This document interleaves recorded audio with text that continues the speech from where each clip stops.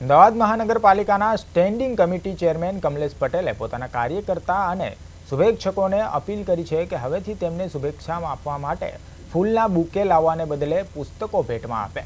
આ પાછળનો મહત્વનો હેતુ એ છે કે શુભેચ્છકો તરફથી મળતી આ તમામ પુસ્તકોનો ઉપયોગ ગરીબ બાળકોના શિક્ષણ માટે કરવામાં આવશે।